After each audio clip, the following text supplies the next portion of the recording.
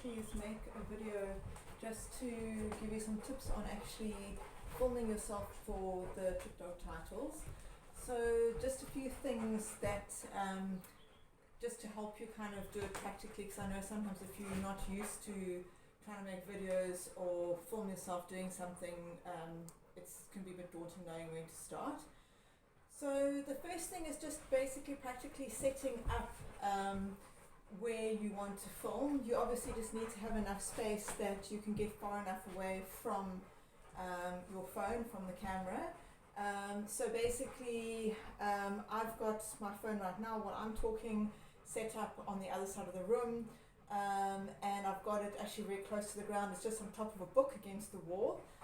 So you can have something like, camera's up the way. Like if you can see here, I've got a box, there's another phone there, that's an old phone, just to show you how I would set a phone up, if you can actually see it past the dogs. And I've just got it resting on another box, and I want to be able to have enough space that I can get away and that you can actually still see me and the dogs in the film. So you want to be able to see the whole of you and the whole of your dogs at all times for every exercise. You don't want to have half your body cut off, because they want to actually see what you're doing with your hands. They want to see what you're saying to the dog, so they need to see the whole of you. Okay, so that's the first thing. And then obviously you're going to set your phone, your camera to selfie mode, and then just obviously do a little bit of a test, put it onto record, because sometimes when you press record the view changes just very, very slightly.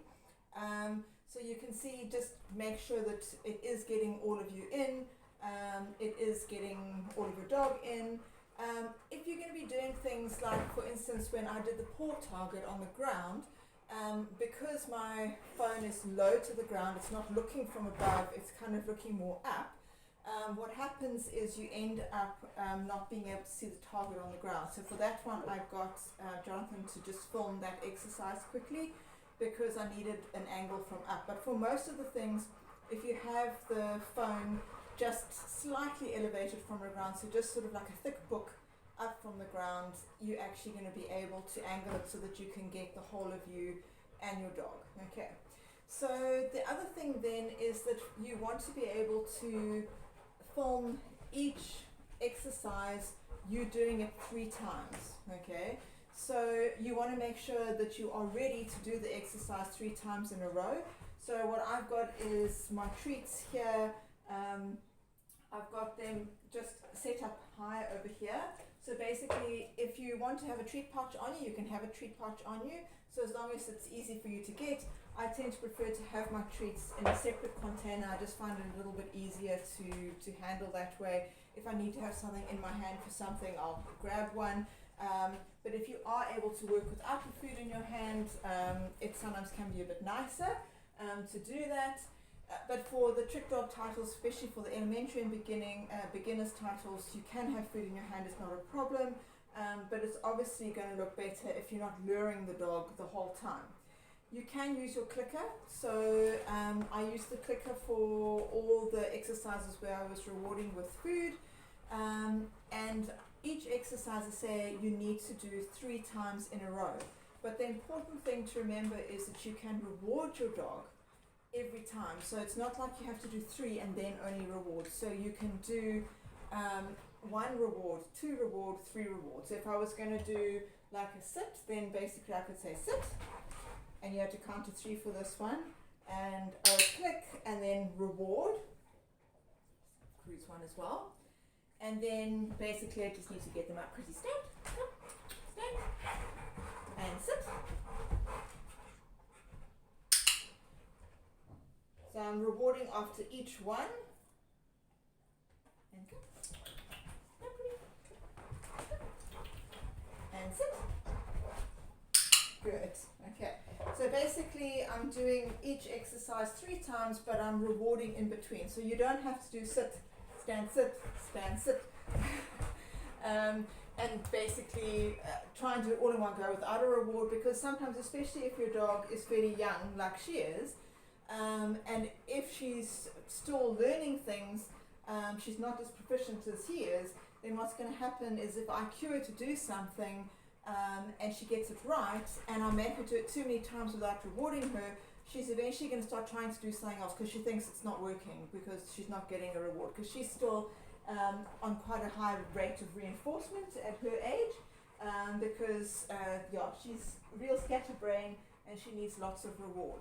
And then remember that you can also combine exercises. So if you wanted to do sit and down as two of your choices, you could start off with a sit like that, and then you could do down. Christina, is she lying in the way? Okay, and then back into a sit. Sit. Good dogs. We're working on beg with Primrose at the moment, which is why we're doing a lot of beg and down. Good. There we go. Alright, so you can basically do 3 like that: sit down, and as long as you're keeping them in each position for 3 seconds, for elementary you would be covering doing a sit and you'd be covering doing a down. So that would be 2 exercises in one video. So you would basically just want to say that you are doing both of those when you are basically filming that section. So the other thing that's quite important to note is that you don't need to film everything in one go. So if I did that sit exercise or the down exercise, or maybe I wanted to do the sit and the down together at the same time, I would literally do one video of that, and then I can either go stop recording, get myself ready for the next exercise, and then film that. Or if I just keep filming the whole time, then what I would do is when I edit it, I would chop it into little blocks, okay? Because you're going to have stuff happen in between that is not going to be what you want, and you want to edit that out. So you don't want a continuous video of whatever is happening while you're busy, in between your different exercises, or as you're moving from one to the other, or when you're not getting it right. You don't want to have all of that being submitted. So you either, if you're doing a continuous video from start to finish of all the exercises that you're doing, you want to cut when you're editing, so you cut it into segments and then trim each segment, so you've just got your 3 repetitions for each exercise. Or you can start filming for a particular exercise and then stop filming, and then when you're ready for the next exercise, start filming again, and then you've got a whole lot of little videos that you basically will edit together, and you can trim them to be neatly just what is needed for each of those exercises. For the sake of the person who's going to be reviewing your video and is going to be evaluating you, you don't want a whole lot of excess stuff that's not part of the test. You don't want you walking around fetching treats, doing things. You don't want the repetitions where you didn't manage to get what you were trying to do. You want to make sure that you actually are just editing it literally to the 3 repetitions that were correct. And so quite often when I'm filming something, I might, do the exercise say 10 times, and the 3 that were the best, I'll basically take that segment of 3 in a row that were the best and edit that into, that's the video that I'm using. So just that's practical things about how you're actually filming. And then the other things that I just wanted to mention were in how we interact with the dog. First of all, I've got 2 dogs here just because they're both very excited about wanting to do something, and we're going for a walk just now, and so I didn't want to put one away.